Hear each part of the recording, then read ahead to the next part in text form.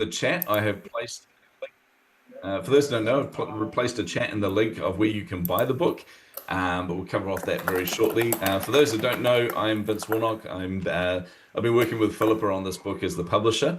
And yeah, my background's in marketing, my background's in AI and a bunch of other things as well, but you don't need all that. But what you do need to know is we are here to celebrate Philippa, but also to celebrate the launch of her book, Website Wealth, which I'm very, very excited about. This is a damn good book, by the way. I've read this multiple times, and I hate reading. Even though I'm an author, even though I run a publishing company, I genuinely hate reading. I've got ADHD. It is such a chore, but this was not a chore to read this book. It was fantastic. Yeah, we are running a competition through this. We want to help promote this book. We want to spread the word on this. Obviously, all of you are here to support Philippa, which is wonderful. So we want you to share that as well. So go out there, buy the book. The link is in the chat there. But also you'll see we're using a hashtag in there. Go on social media, share that you've bought the book, share about the book, whatever you want to post there, but use that hashtag. And then after this event, Philippa's going to go through, look at all the hashtags, choose the winners as well. Does this customer journey, sync with Adobe Analytics or Google Analytics, especially the micro portion of reviews? Mute Damien? Yeah. There we go. Awesome. A lot of people always forget that their mic is on. All right. Okay. Yeah, Philippa, can you mute Damien O'Farrell? Yeah.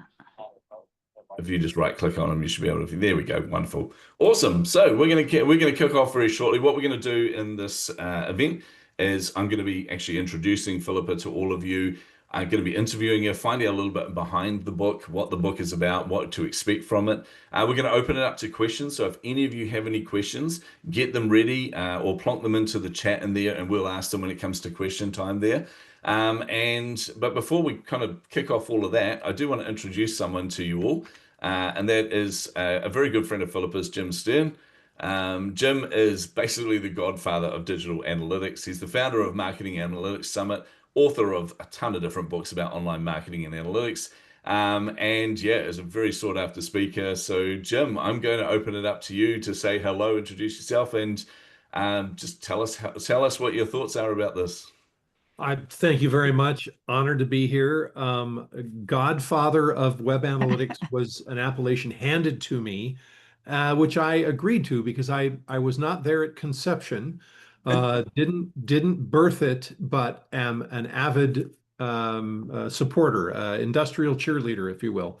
So Philip and I met early on, so okay, 20 years plus, back when this first started to be a thing, because we were both online marketing, we were both very interested in digital, but then excited that we could measure the success rather than just say, this is good, this is bad. Oh, look, if you change it, it improves. So I can attest to the fact that Philippa has been following this industry for decades, and our paths continue to cross, not extremely frequently, but regularly and delightfully. So when somebody writes a book that is this clear and easy to access, and is one that you can hand to somebody who knows nothing and say, this is what I've been talking about for the last 20 years. It's a big relief. So I'm a huge fan, and I'm gonna absolutely post immediately on LinkedIn that I have purchased the book and even managed to get my review of it up on Amazon. So thank you for inviting me, and I'm stand by with random opinions as we go along. Thank you, Jim. I love this. And for those that don't know, Jim is actually a big deal in this industry. He won't say that himself, but he is somebody I look up to. So yeah. But I will tell you, I want to introduce Philippa to you all, and I know you all know Philippa. But one of the things you may not know about Philippa is she is super smart around this, right? Honestly, when it comes to web analytics, she's an incredibly intelligent woman. And very skilled as well. And I have a simple rule. I love being the dumbest guy in the room. I love surrounding myself with people that are super smart, that can kind of push me upwards. And the moment I met Philippa, we actually were interviewing her to get her onto my show, my podcast, Chasing the Insights. And immediately, you know, when you're in the room with someone who knows what they're talking about. And it was like, oh my goodness, this is so exciting. So to be able to work with Philippa on this book has been a huge honor. It really has. And Philippa is also one of the most humble people you will meet. And I say that as both a compliment and an insult because she is so self-deprecating. It's like, oh, you know, it's just this little book. It's just that little book. No, this is not a little book. This is, as Jim mentioned, this is a book that is actually needed out there because a lot of people have no idea what to measure, what to look at when it comes to analytics. Like, honestly, they just think, oh, yay, look, I got this many likes on social media, or I got this many blah, blah. They have no idea what that actually means or how that translates to anything of value as a business owner or as you know, as a website owner and things. So it's so exciting to be part of this. So Philippa, I'm going to introduce you right now and get you to say hello to everybody here, and then we're going to kick off an interview. So, hey, welcome, Philippa. Thank you.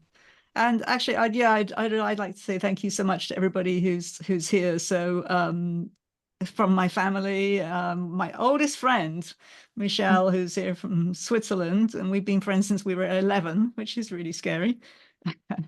Colleagues and friends from Chicago when I used to live there.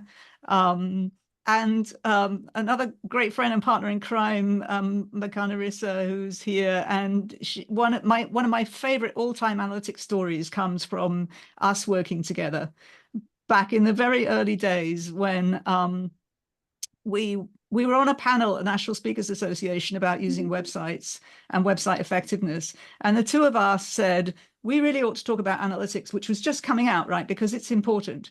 And there were two guys on the panel, do you remember this, who said, nah, not really important, forget it. And we said, well, we're doing it anyway, and we did. And so one of my favorite stories comes from working with her, and it's in the book. And I also wanted to say some of my students are here, which is when I used to teach at Hult, which is amazing.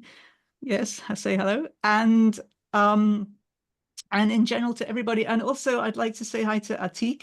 So Atik Ahmad is here.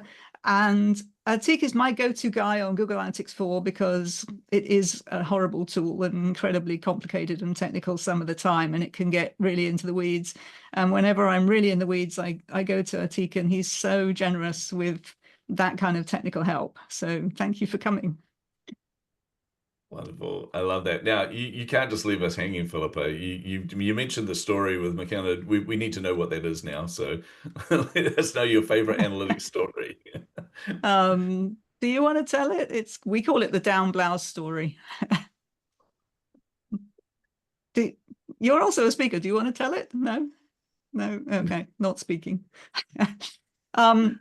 You know, it was a long time ago, but actually it's in the book because the concept is still absolutely relevant. And so McKenna is an employment lawyer, but not doing litigation, doing corporate training. And she used to live in this area, which is in fact the reason that I live in this area, because I visited here and loved it. So I moved here, and then she moved to Hawaii to get away from me. But she used to do corporate training for big Silicon Valley kind of firms around keeping a fair workplace, you know, preventing sexual harassment suits and things like that. And that website, because in order to do that, you really have to establish your authority as an expert. And so that website had a tremendous amount of content that she kept updated about all aspects of employment law. And we looked at the keywords, the searches that people were doing to get to the website. And we realized from those searches that a lot of people were coming to the website who were not the HR people or the corporate training people that were going to hire her, but individually employees who were saying, I think I'm being sexually harassed, what I can do, and what can I do? And so the down blouse comes from, there seemed to be at some point a whole load of inquiries for something like, can I fire her for looking down her blouse, or him for whatever, right? But down blouse were very significant keywords. So as a result of realizing that these people are not the core audience for the site, they're not the people that she's going to sell the big training workshops to. But there were a lot of them. And we ended up creating a load of ebooks that were like impulse buy prices, so, you know, sort of $14.99, $19.99, that were on the premise of, so you think you might be being sexually harassed at work. Many things that you think are sexual harassment actually don't stand up in court. So before you go and consult an incredibly expensive lawyer, get this checklist to start you out. That will give you an idea of whether or not you have a case. And we did one for being accused of harassment. I think we did some for I think I was unfairly terminated, and I think I should be getting overtime pay and I'm not, and all this kind of stuff, right? And obviously it came with legal disclaimers and so on and so forth. But these things sold all over the country, not just here in California. And they did quite well. And at one point, I remember I was at the National Speakers Association and somebody came up to me and said, I hear you're helping Rita to make money while she sleeps. Can you tell us how you do that? And the reason that I like this story, even though it actually happened some time ago, is because it's still entirely relevant in that if you look at the searches on the search engine for your site, if you've got a lot of content, that gives you all sorts of clues about what people want to hear about from you, and or products that they want to buy, or what they expect you to be able to provide, that in other cases of clients that I've worked with have given us ideas for new opportunities for products, services, target markets, etc. I would like to chime in with a similar story. This came from a speaker at one of my conferences who was in the adult toys industry. And he was the only web analytics person on the team, and became very familiar with all of the different kinds of products and kinds of things that adults might enjoy having. And then suddenly one week, there were terms he'd never seen before. And he commented to his wife, who turned bright red and said, well, clearly you haven't read 50 Shades of Grey yet. So the next morning, he went to his boss and said, hey, there's this thing going on. His boss reached out and they became the licensed seller of 50 Shades of Grey toys and tripled revenue within a month. Wow. I love business the opportunity. Yeah. I love the fact everyone's doing the same thing right now, is thinking about their website going, so what are the opportunities are there? Adult toys? No.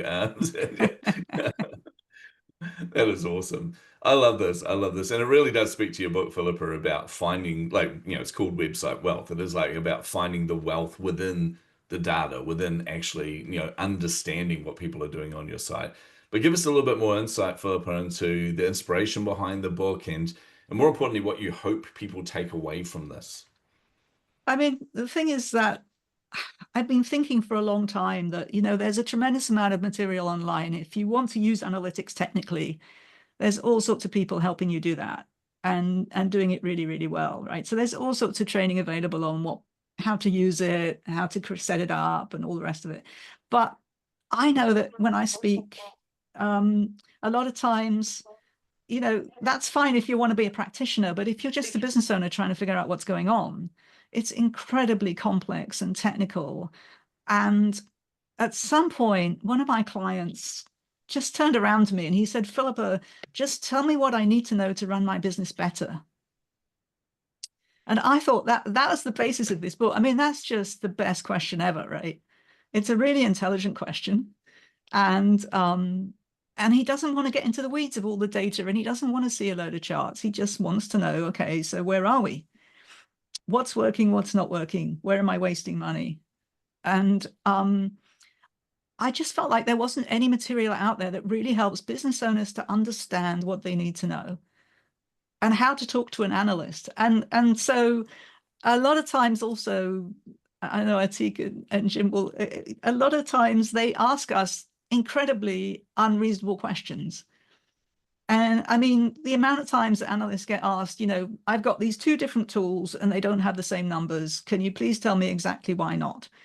And, you know, it's a completely irrelevant question. It's not a helpful question. And so I wanted to write something that would explain to them why why that's not a good question, and give them the whole sort of scenario of this is really what analytics is about.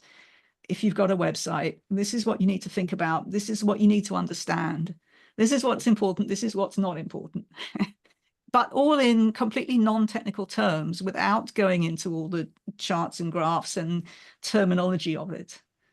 Right? Because if you say things like custom dimensions, people are immediately going to glaze over.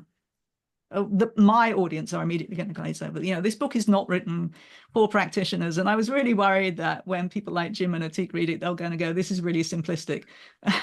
But, I wanted to keep it simple. And actually what got me in the end was a couple of months ago. So by which time I'd already written the book and we were in production mode. And Jim, I don't know how you did this, but you put out a series of little videos on LinkedIn that were like a split screen thing where you were being you on one side and you had a dumb client on the other side asking all sorts of ridiculous things. And it was a sort of, it was a takeoff of exactly what we're talking about. But I was looking at that and thinking, A, how does he do that? Because it's really clever. But B, wow, now you're working with much bigger clients than I am, and you've got, a global following. And if you're still finding this, then boy, this is really true. This is really happening. I love this.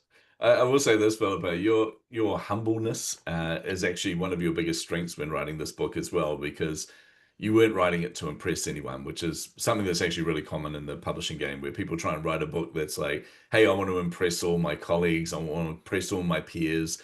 But actually what you've written is a book that's not for them. You've written a book that is for the CEOs, for the business owners, and you've made it insanely accessible, which I absolutely love. In fact, I was thinking about this today, is every good analytics person out there is going to be getting this book and sending it to their CEOs or sending it to the companies that they work for, because they can have the right conversations off the back of that. Any terrible analytics people out there will be petrified of this, because then the CEO can ask them questions that they might not want to actually answer. So I love this. Yeah. So what's your biggest takeaway you want people to, once they've read, they're like CEOs reading this book, business owners reading this book, what is the one thing you want them to take away more than anything else? Well, actually, I mean, there was a report that came out, I think it was Nielsen put it out a couple of weeks ago. That was an interview with a load of global marketers, the usual kind of thing, what's happening, what's not happening, etc. And the number that they reported was that 75% of these marketers felt that they were making good use of their analytics, which is lovely, except I read this and went, okay, so that means that 25% of people who think they're pretty good at marketing are also saying they're not able to make proper use of their analytics. And it's a lot, right? That's a lot. I mean, and the premise really is that if you're not using analytics intelligently, you really don't know what's going on properly. And even a small example, like, I do work with a lot of smaller sites, and the web designers might create a site for the business owner and it looks lovely. And everybody thinks, great, this is working really well. But the problem is, for example, I'm seeing a lot of long pages now because of mobile design. And even really simple things like with a simple analytics program now, or a screen recording program, you can see how far down any individual page people go typically. And it's really simple stuff like, okay, your biggest call to action is at the bottom of this long page, and 95% of people never see that because 95% of people don't scroll that far. Did you know that? And if you're not looking at analytics, there's no way you could know that. Right? Just looking at it, thinking this looks really nice, isn't helping you. And so, I think the central message really is you need to get more intelligent about what's going on with your site. And the only way to do that is to get some data. Love that. Yeah, if this book can do one thing, I really want it to stop people from having those landing pages that are about, if you were to print them, you'd destroy a small forest. They just scroll, scroll, scroll. And all you're doing is looking for the damn price of the product. You've got to get to the bottom of the page. It's like, oh, so immediately, they've used some stupid tool like ClickFunnels. But anyway, yeah. I love this. I love this, Philip. But well, tell us a little bit more about your journey of writing the book. What were some of the challenges? What was some of the process like for you? Actually, it was all pretty easy. I couldn't believe it, but I didn't use AI to write the book. I did write the book myself. I assume, actually, since a lot of the book is literally stories from my experience, that AI couldn't write that because it hasn't got my brain, hopefully. But I think I used AI, I used Otter because I realized that I talk a lot better than I write initially. And so I really found it easy because I could go out on the patio and sit in the sun with my phone and just record kind of random thoughts and then get Otter to transcribe that and then, make that nice. And it became a really easy process that I guess, again, we couldn't have done a few years ago without that kind of technology, but that was really helpful. Yeah, love that. I love that. Yeah, it makes it so much easier. We do have a couple of people that raise hands here, so I'm just going to open it up now. So, Orly, did you have a question? Actually, I had an endorsement for Philippa. So Philippa and I worked together on my website, and she, she pointed out the most obvious thing, which is that people were coming to my homepage. People were actually coming. The problem is they weren't going anywhere. And following her feedback, I made the changes. And so, and by the way, Philip, I haven't told you this yet, but a couple people have said, this is so clear and so aligned with your brand. I'm like, thank you, Philippa. So I just wanted to give you that endorsement. Thanks so much. Love that. Damien, open to you. Yeah, Philip, I was surprised by that number that I think Nielsen put out, that 75% versus 25%. And in your experience, when we talk about that 75% that are using the data, especially when it comes down to websites, my feeling has always been that data is hard to get by or hard to understand. So is that what, when you talk about that 75% or this endorsement that just came through, what's the recommendation that you would give to the marketers or to people of looking at that complexity of there are so many signals, small signals around the website, that it's hard to act, right? A lot of times I feel analysis paralysis from a lot of people trying to figure out, well, what's the customer journey? Is it the entry point? Is it the keywords? Is it SEO? Right. So Damien was in one of my classes at Hult. So it's very lovely to see you again.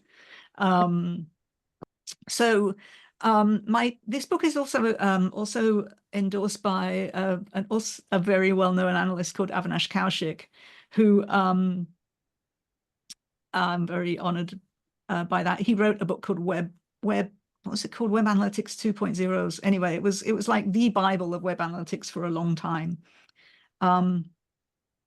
And I used to teach alongside of Avinash at a company called Market Motive, which was really great. And so I learned a huge amount from him.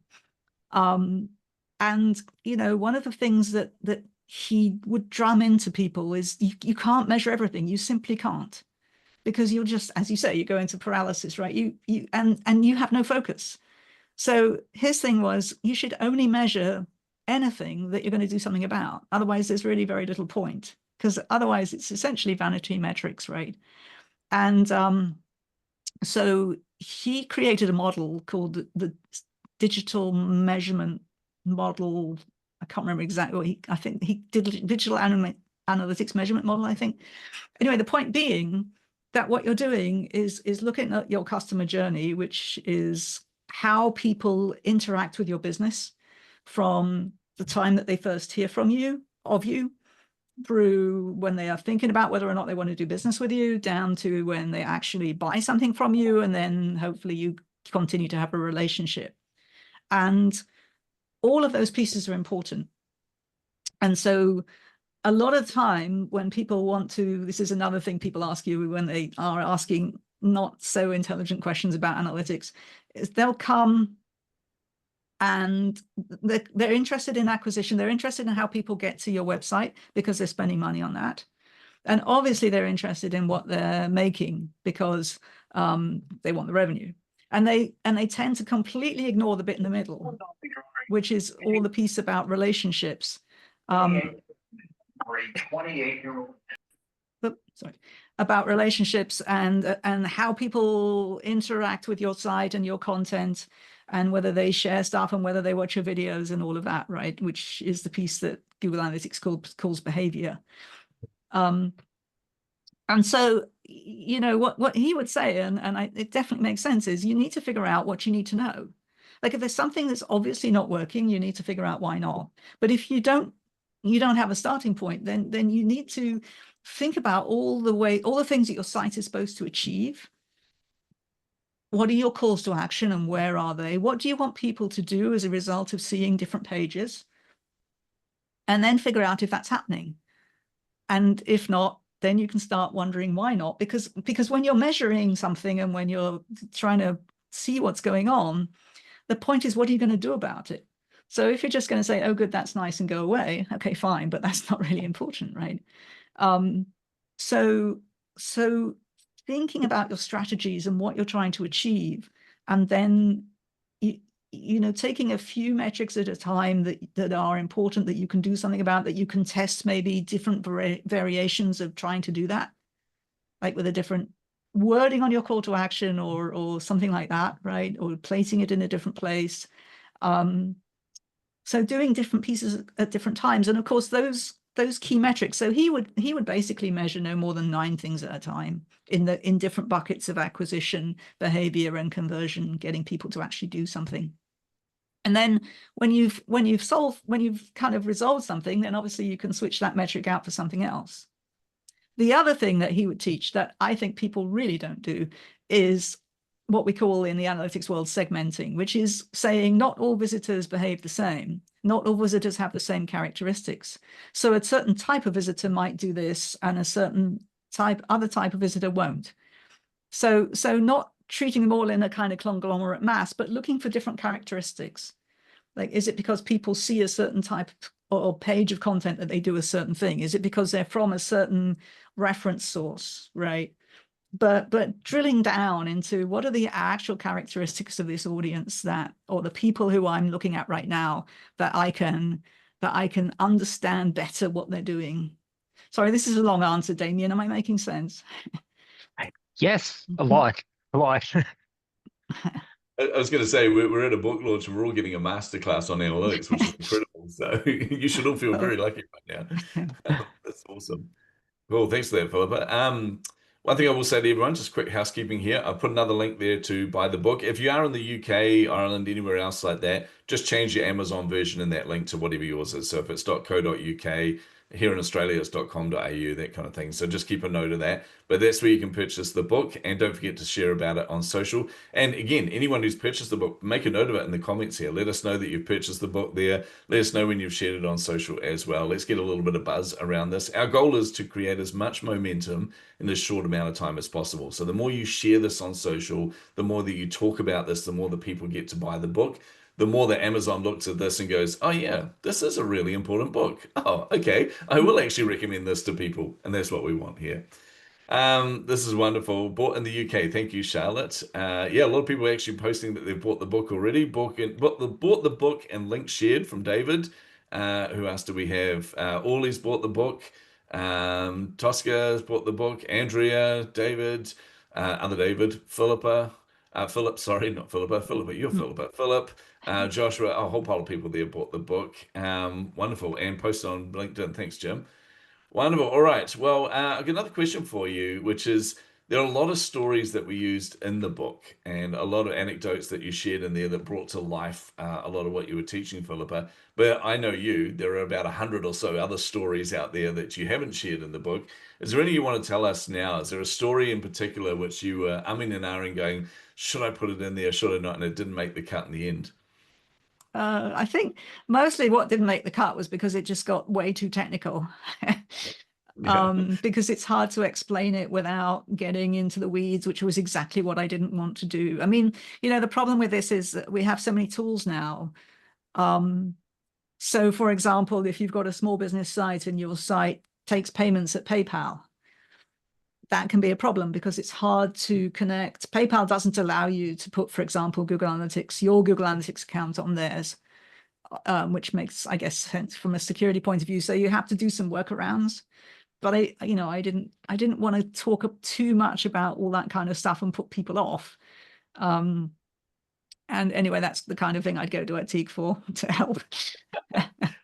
And Atik, by the way, do you have any good stories? Because it would be lovely to hear from other people too. Oh, thank you very much, Philippa. I think I've come to the situation that these tools are actually so complex, getting more and more so, that the thing that you talked about, a simple book doesn't mean that it's simplistic. There's a difference, a significant difference. You're trying to make it easy and accessible for people to get analytics and the need of it. A lot of times I'm setting up stuff, right? Oh, this report, that report, and so on, and it's not being read because I'm answering with data that people who are asking actual business questions. What I think what you probably have talked about in this conversation also is trying to answer business questions with the business questions, and also trying to rein in the fantasies that we as analysts have kind of read, because we've said, oh, we will do everything. We'll tell you exactly what the customer wants. That doesn't play out. You have to do a lot of work to understand what customers actually want. So yes, I regularly run into, particularly many Shopify clients have been sold quite a lot of pie in the sky. I mean, if I had a nickel for the amount of times I have to explain to them what can be done, it will be quite interesting. But yeah, so as simple as we can make it to understand what you can get out of your analytics tools. Like, the simple thing you said, what if people have to scroll down, 2 page lengths to get to your pricing or to fill out a form? That's simple, but somebody thought to put so much content there, oh, we'll rank on SEO, we'll do this and that, without actually measuring or thinking about, well, where do people want to see? Where do people want to go? Where do we want them to go? So thank you for letting me talk on and on. Sorry. No, thank you. I love that. Yeah, the amount of times I've gone scroll and filled out that form, and I've still filled out the form, but I've filled it out angrily, which is not a good situation. Wonderful. Hey, we're going to be opening up to questions from all of you very shortly, and comments as well. So if anyone wants to add in their comment or they want to ask a question, either raise your hand. If you don't know how to do that, the bottom of Zoom there, you will see react. And if you click on that, you have an option to raise hand. And then we'll open it up to you, or put your comments or your questions into the chat there, and we can read them out for Philippa as well. But as I said, this is really a celebration of, I mean, I know it's the launch of the book, but it really is a celebration of you, Philippa, and every single person here is here because we are supporting you, and because we believe in you, and also we know that you've done a fantastic job on this. So very, very excited about this, very proud of this book, very proud to tell the world about you and spread the word there. Now, one last question from you before we kind of open it up, Philippa. Tell us a little bit about what you learned about yourself when you're writing this book. Like, what were some of the things that came up for you where you were like, oh, that's surprising, or I didn't know that about myself? Imposter syndrome, I'm really good at it. Which but I kept writing it, and I kept thinking, anybody that I know and respect is going to read this and think it's like simplistic or and there's one chapter. So in the one before the last chapter, I actually get really technical.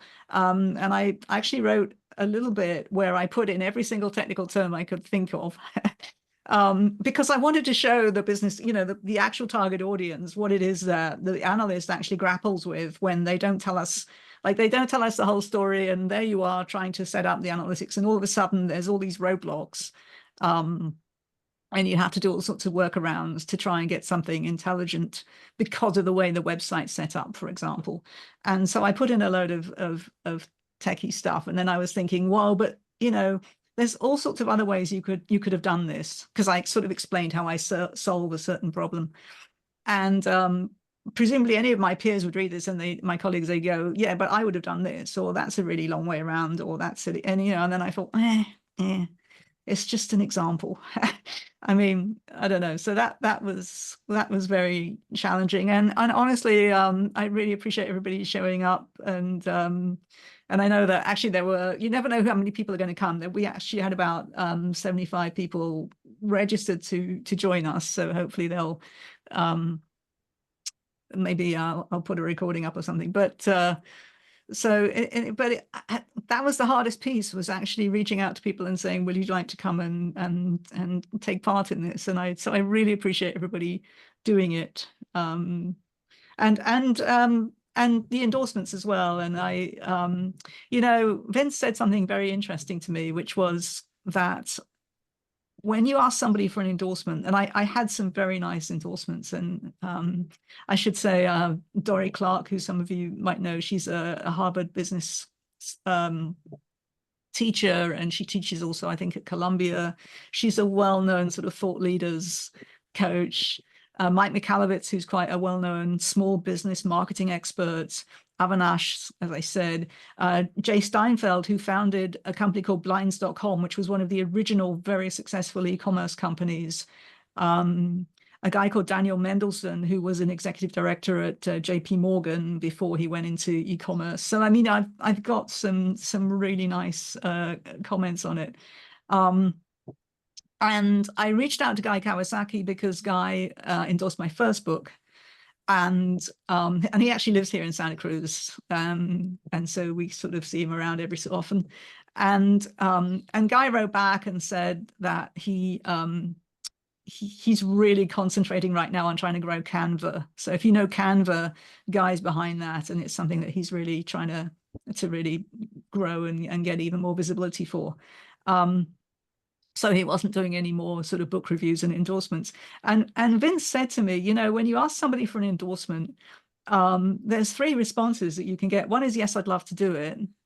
And one is absolute silence, you don't get a response. And one is, no, I'm sorry, I can't. And I got a few others, I'm sorry, I can't. And Vince said, when somebody writes back and says, I'm really sorry, but I can't, that's actually a sign of respect. Because if they don't respect you, they just don't answer. So the fact that he wrote back and said, hey, I'm not doing it, it's still made me appreciate that his support. So yeah, the whole kind of having to be out there is the most challenging part of the whole thing for me.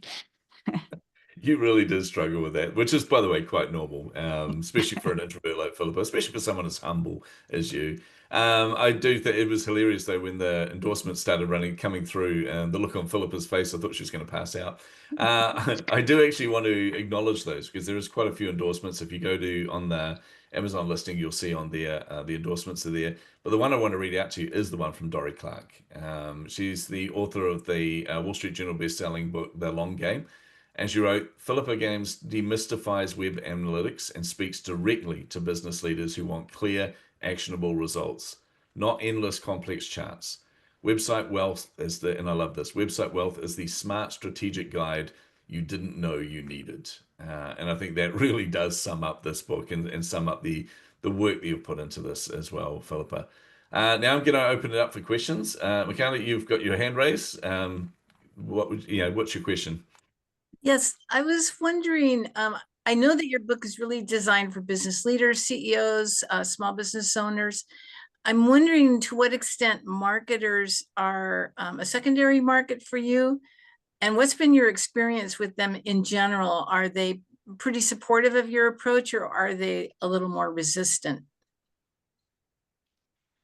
I think usually, well, it depends. It's interesting. I do have a story in the book about, this is again from a few years ago, but some marketers are kind of worried about analytics because it shows up whether or not they're doing a good job or not, to some extent.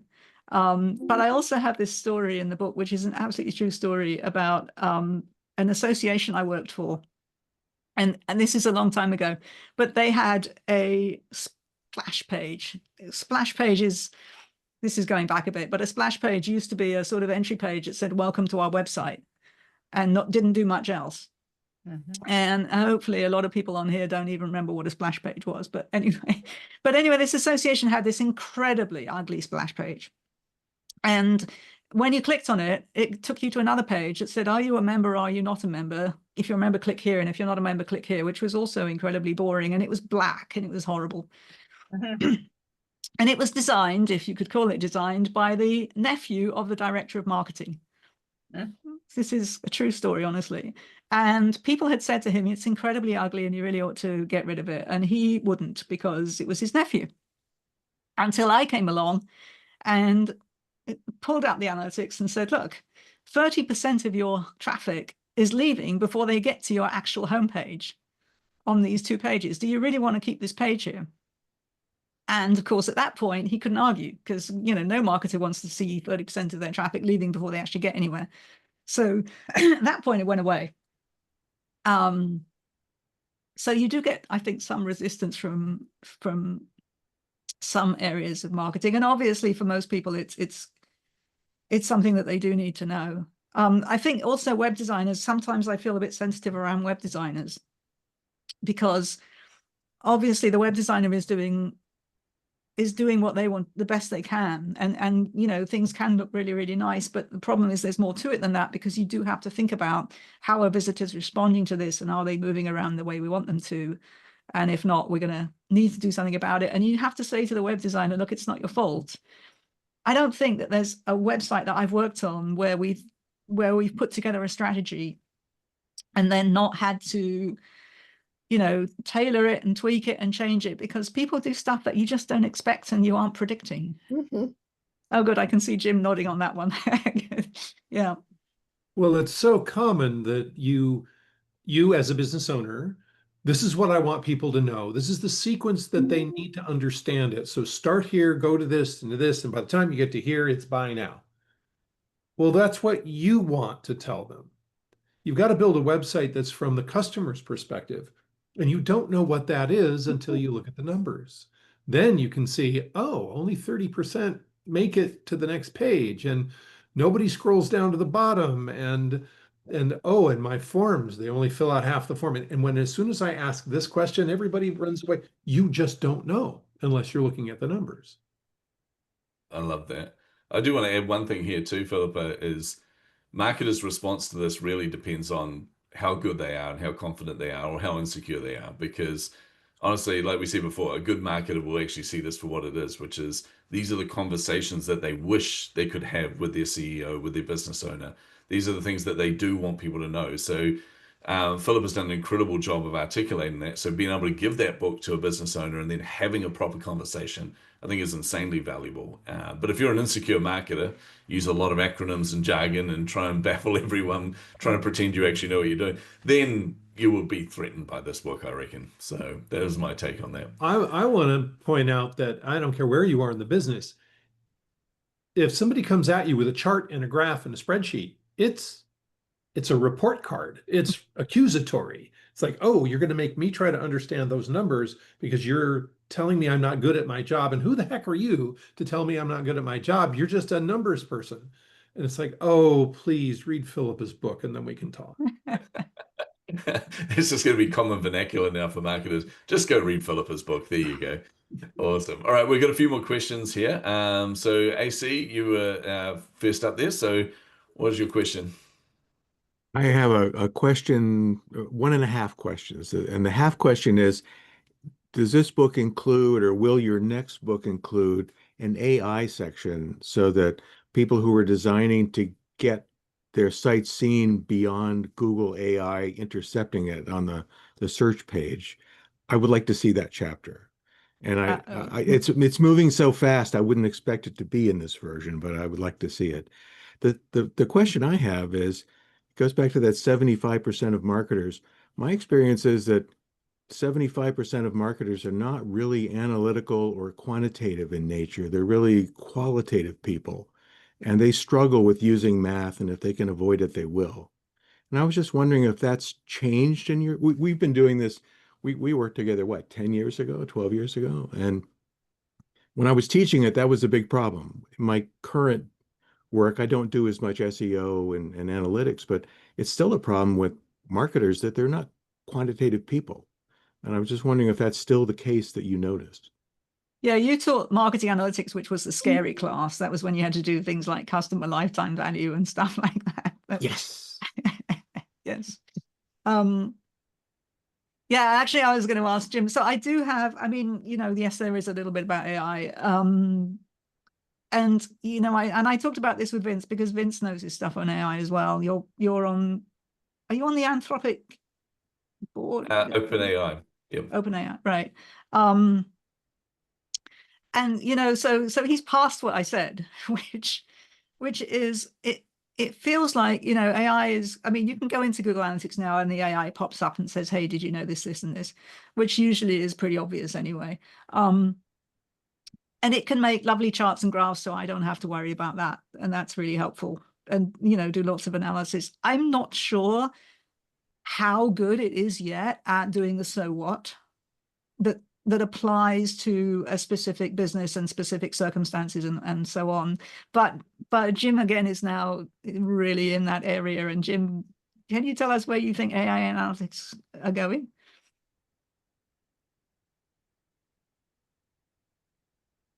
To unmute. Can I unmute? There we go. Can you unmute okay. me? Okay, Yeah. my mute button disappeared. Oh, there it is. Now it's back. The difficulty with AI is that it does, well, AI should stand for average intelligence. It takes the middle of the road. It's exactly the same problem as the homepage of Google Analytics, which you look at that homepage and it goes, oh, well, this is what Google must think is important. It's like, no, this is the single most generic thing it can show you. It's not answering any questions. Just say, this is how many people came to your website. This is your most popular page. Doesn't tell you anything. So answering your specific business question depends, all of analytics and now AI, how good are you at asking a question? Do you understand the subject matter well enough to be able to ask a coherent question? Because the more context you have, the better the answer. So if you have a specific business question and there's going to be an answer in there somewhere and you ask it the right way, it's golden. That requires data literacy, unfortunately. And AI, no, it's not going to just hand you the answer. It's going to tell you a lot of generically okay, useful-ish things, but it takes it's like going into the doctor and talking to somebody who is a brand new physician. Doctor, it hurts when I do this. It's like, well, don't do that.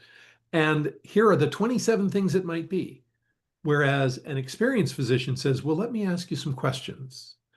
Everything from when was the last time you played tennis to what did you have to eat for breakfast and how often do you exercise and what is your family history and. The analyst wants the background and AI will simply pretend to have it. That is a perfect summary. I love that. Everyone kind of talks about AGI, like the artificial general intelligence being able to replace a human being. When it comes to things like this, where you're understanding human behavior, we're not going to achieve that until we have a thing called ASI, which is artificial superintelligence. And that's when it can exceed, someone like Philippa or Jim or any of these experts being able to ask the right questions of AI. So, if you go in there and you don't understand anything, it's not really going to be able to tell you what you want to know because you don't know what you want to know. So this is why I think experts alongside AI are going to be insanely powerful. So, yeah. Awesome.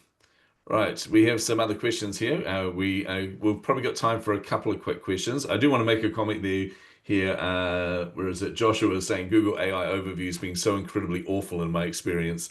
I would add to that, it's actually really annoying because my wife went on to Google AI to search for her favorite band, and it said it was touring our area here in September, and she got so excited until we realized it was summarizing 5 years ago. So it was like, damn, got the wrong year, but the right dates. So unfortunately, they're not touring.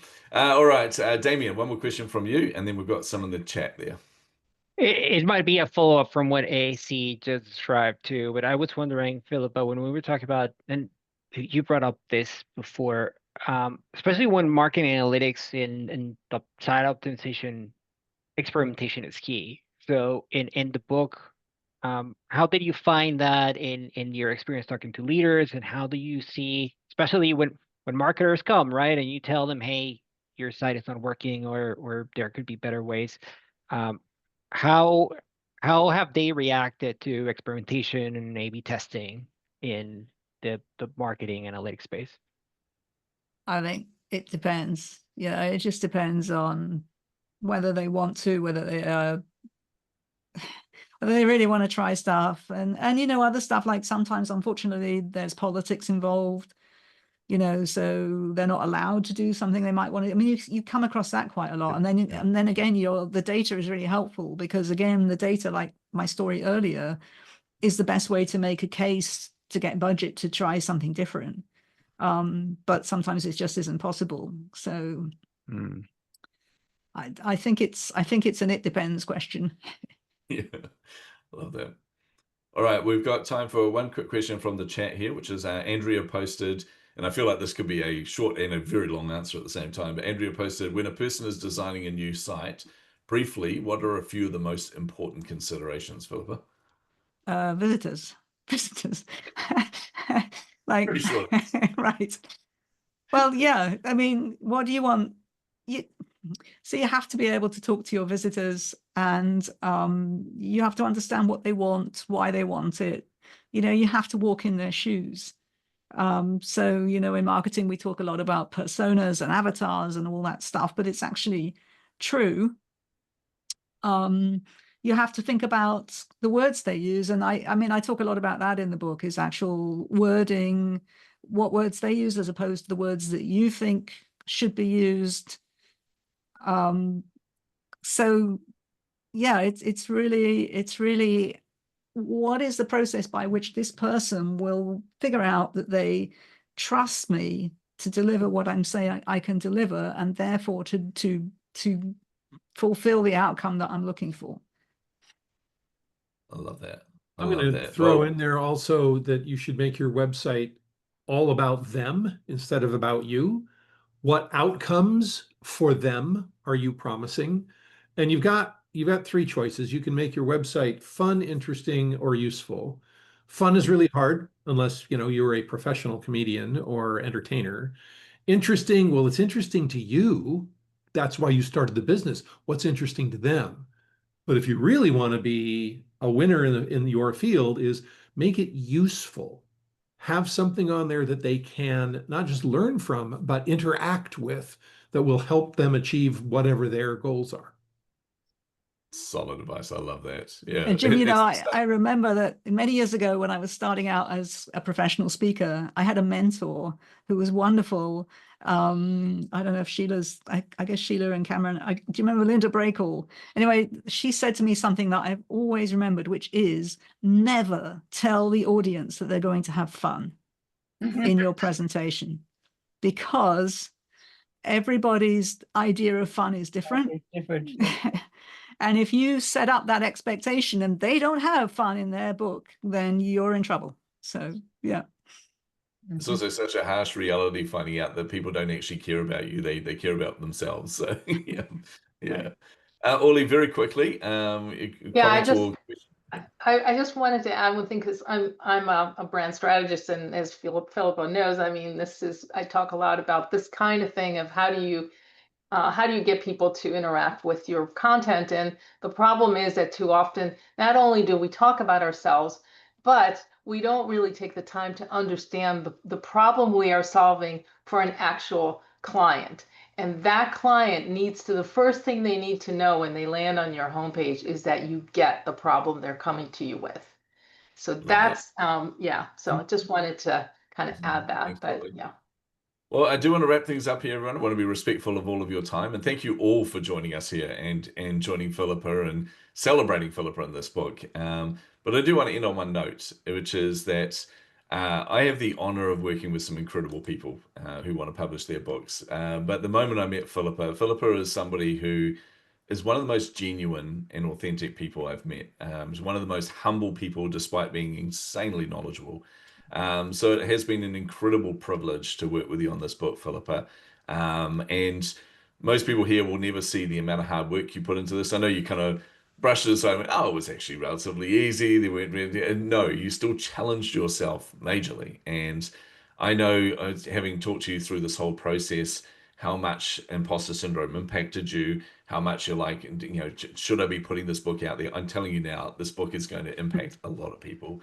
So I do really want to appreciate you. We want to honor you here, Philippa, for your hard work, not just in this book, but your hard work in the industry, and for just being a decent human being, which sadly is something we probably need to celebrate in this day and age, because it's getting a little less and less out there. Wonderful. But yeah, everyone, thank you so much for joining us here. Thank you so much for joining Philippa. Drop your comments in the chat there and let Philippa know. Let Philippa know how proud of her you are. And yeah, like I said, keep sharing about this book. Share out there. Get your copy of it. In fact, don't just get your copy. Go back once you've read the book. Leave a review on Amazon as well. Go and put a review in there. It really does help the algorithm, but most importantly, it helps Philippa to know how much this is impacting you. Let her know what you got out of the book, what's shifted in your thinking, what you're going to do once you've read the book, that kind of thing as well. But share it. Spread the word out there as much as possible. And Vince, I just want to say thank you to you, because I couldn't have written the book without, well, first of all, you gave me the idea. You were the one that said you should write this book. And definitely without your encouragement and everything that you've done, it wouldn't have happened. So thank you to you too. I appreciate that. Yeah. It always sounds funny when she goes, you prompted me to write the book. I'm like, the book was already in you, Philippa. When we started talking, your idea was already there. So you just needed a gentle nudge. That's all it is. And Wonderful. I'd also once again just like to say thank you, Jim, for your time and for your endorsements you and for all your including me. support all of the years, I should say. Thank you. Yeah, and a huge shout out to Holly as well for working in the background there. While I'm encouraging Philippa on these Zoom calls, she's in the background going, dig, dig, dig, keep pressing in, challenging her. Yeah, I love it. It was a good tag team effort there. Wonderful. All right, everyone. Well, thank you so much for joining us. Go out, spread the word, share it on social, get your copies, tell everyone about it. If you know someone that you think this book would be suitable for, go and buy it for them. I mean, when's Father's Day in the US? That's coming up soon. I know it's always different around the world. Buy your dad's it. I don't care. Whatever public holidays coming up, use that as an excuse to go and buy a copy and send it to someone out there as well. Wonderful. But yeah, thank you everyone for joining us. Philippa, any last word? Oh, just blown away. Thank you for all the support. So yeah, it's lovely to see some people I haven't seen for ages as well. Well deserved. Well deserved. Wonderful. All right, everyone. Thank you so much. Cheers.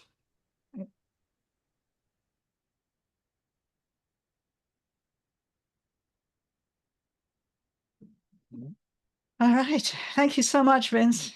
Really, thank you so much, Vince. It's so good to meet you, Holly. I've heard so much about you. You too, my hero. Wonderful. No, look, very well deserved, Philippa. You've done a fantastic job on this. I do really genuinely mean that. And you saw the love and support there from him, especially Jim. Jim jumping in there. He wanted to own this. Yeah, that is a massive endorsement of the impact that you've had on, not just with this book, but the impact you've had on the industry. It's awesome. So I was gushing a bit. We've got Jim Stern in the audience, and he's actively promoting you. I'm like, I was quite jealous actually. It was actually quite amazing that just when I was talking and just watching him nodding and kind of going, because if he's endorsing what I'm saying, as I'm saying it, that's really like, he's because he's I love it. I love it. Yeah, awesome. I have to say, one of the things I mean, we're talking on Thursday, right? Yeah. I am so going to miss talking to you. I know. Well, we're just going to have to keep it going then. You're just going to hurry up and think of another book. Yeah, you already got a request there.